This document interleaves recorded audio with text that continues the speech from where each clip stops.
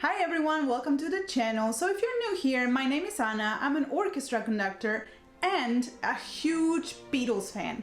Exhibit A, my childhood bedroom. And so I am very excited because this week is the premiere of a documentary on Disney Plus with never before seen footage of the Beatles recording the album Let It Be. I think they also fight a lot, that's probably gonna break our hearts, but we know that's coming. So I've been thinking about the Beatles a lot and watching a lot of videos on them, and I kind of wanted to bring you guys a very quick rundown of the things that the Beatles innovated or really pushed forward in rock and pop. And because my channel is about classical music and opera and conducting, I kind of want to make a parallel to how Beethoven innovated music and the symphony in his time. For Beethoven, I'm going to focus mostly on the symphonies because that's what I know most, but there is a lot to say about his piano music and his chamber music. I'm gonna try and be brief about everything that I described because this is my second time recording this video, and the first time I had 1 hour footage, which I don't think you're interested in. So I will leave you links to more videos and books about every single topic on the description.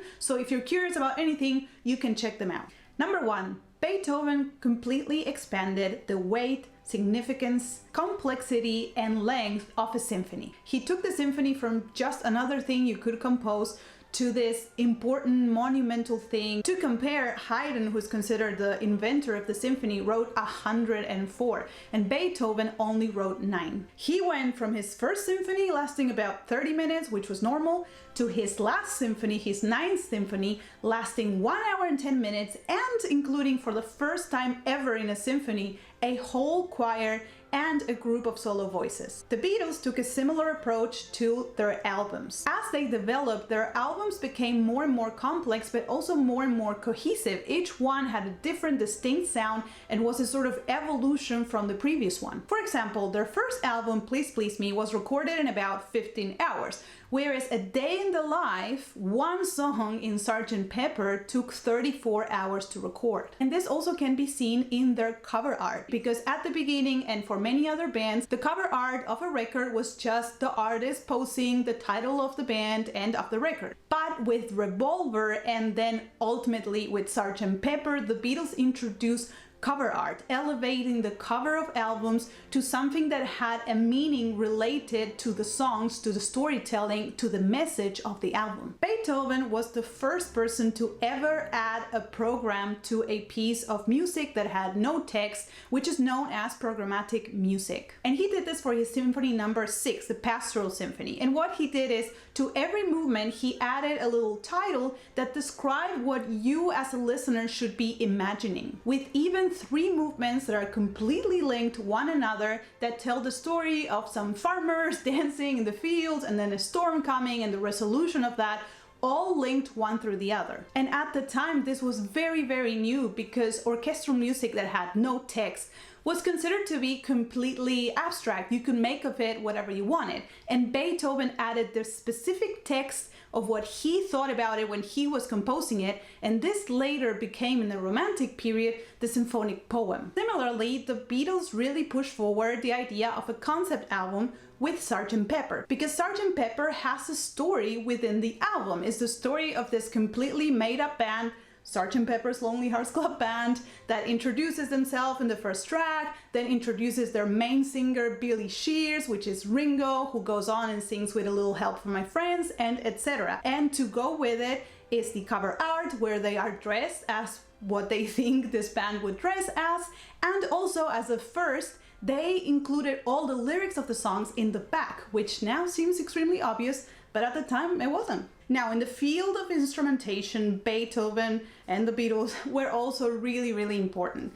Beethoven introduced for the first time in a symphony the trombone. Yes, you heard that right. It seems extremely obvious to us now, but he was the first person to include it in a symphony because the trombone was used for sort of religious music, military music, other type of music, but not just for a random symphony. And he included it first in his 5th symphony, then in the 6th, and then in some others. And he also actually included the counterbassoon in the 5th as well, which is important but not as substantial, no offense to any counterbassonists, as the trombone, which is now a very normal feature of a symphony orchestra. The Beatles were also really innovative in bringing in instruments that really didn't belong to rock and putting them in their songs, like a trumpet solo, a sitar, a string quartet, and one of my favorites, For a Day in the Life. They brought in a whole, symphony orchestra, and they had them play in a completely randomized and aleatory way. They asked them to play from the lowest note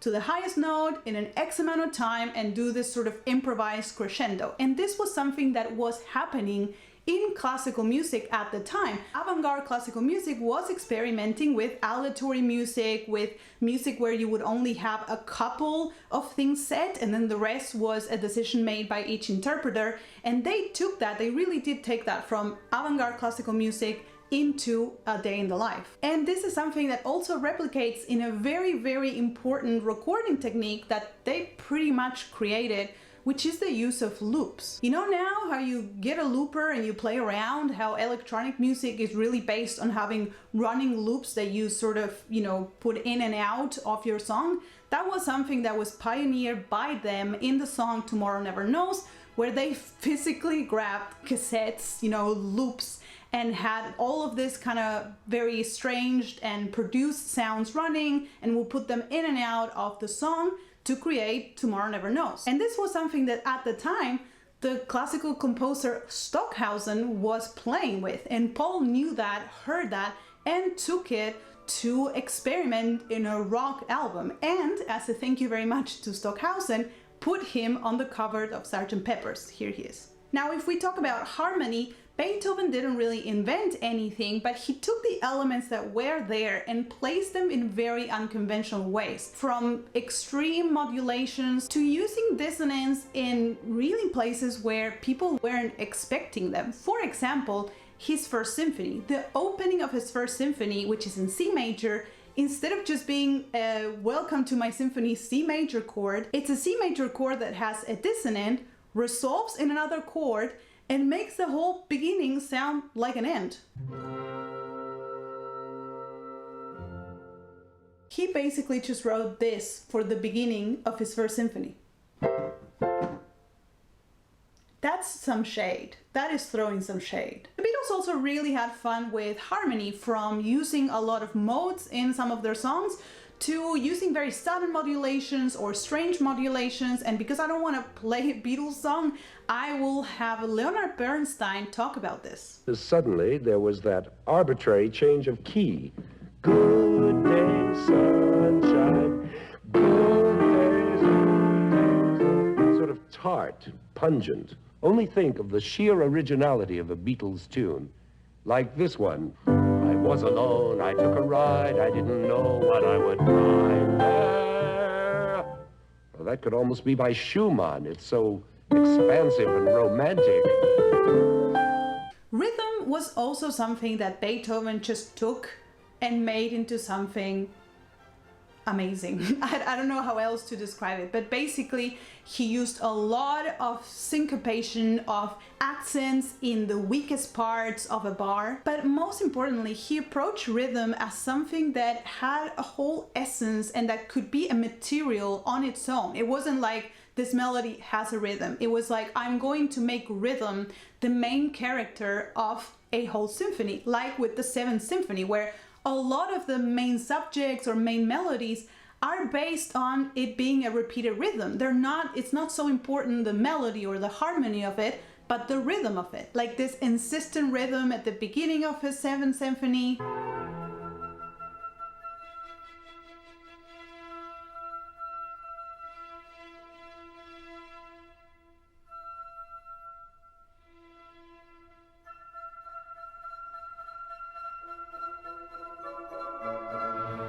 And when people actually heard the symphony, they thought he had gone crazy because it was just dance and rhythm, and where are the melodies and where are the themes. For the Beatles, rhythm was obviously also really important, but the thing that was more unexpected is the way that they messed around with the time signatures. They really, in some songs, changed from one time signature to the other without much warning, which obviously they didn't create, but they did bring it to rock music. Again, here's Leonard Bernstein. For one thing, it suddenly, if you noticed, leaves out a beat.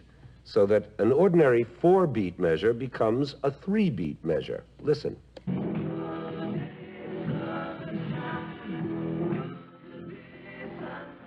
You see just one sudden bar of 3 among all those 4s. We never used to find that in pop music. It's new. And to wrap up this list, the last thing I want to mention is how both of them, the Beatles and Beethoven, completely changed what we after them thought a composer or a rock band is supposed to look like. For Beethoven, you have to think about that in his time, being a musician was like another job. You probably had a boss, which was either a member of the court, a prince, or you worked for a church. You composed for the orchestra that you were given, the concerts that needed to happen. You had a set of demands to fulfill.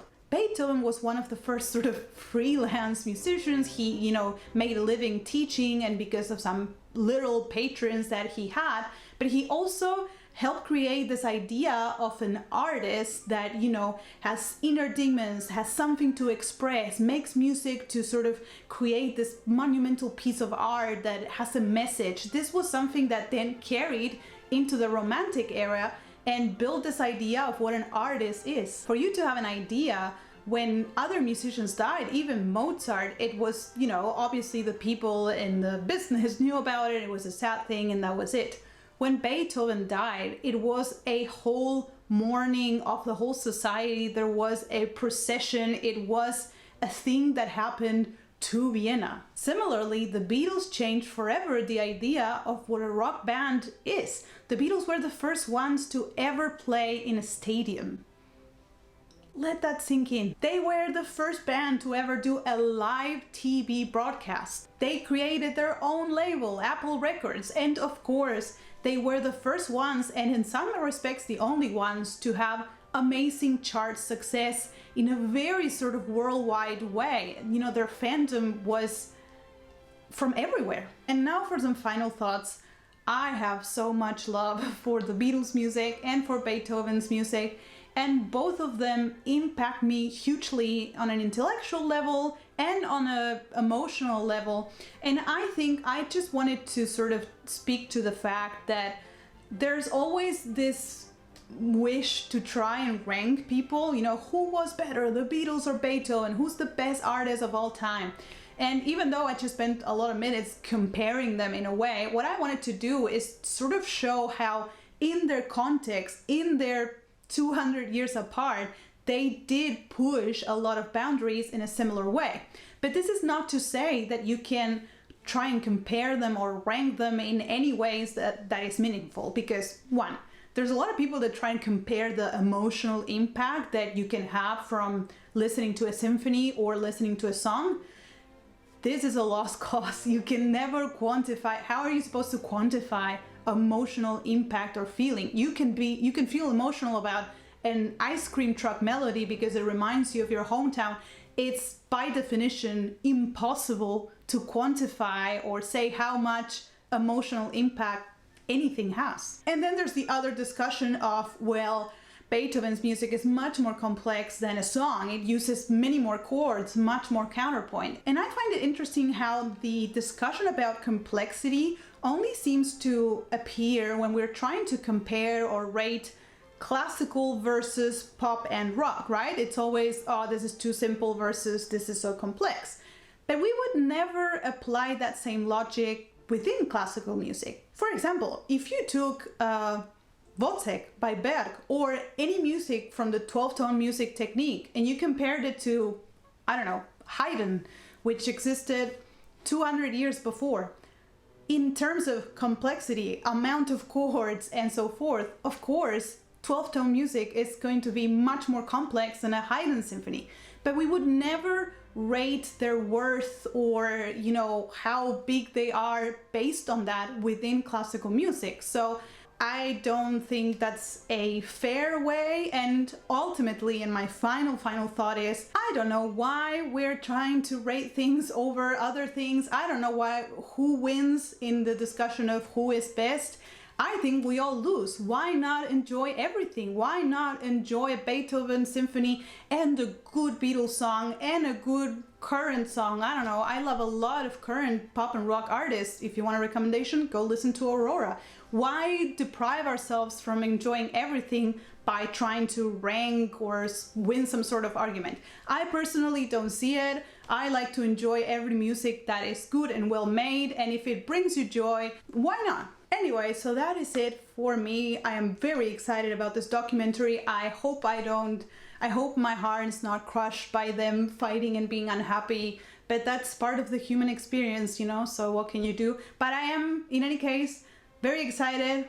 Will probably maybe subscribe to Disney Plus instead of trying to get some borrowed account. This is how excited I am. And I will read you guys in the comment. Please, any respectful debate and comment is welcome, and I will see you next time.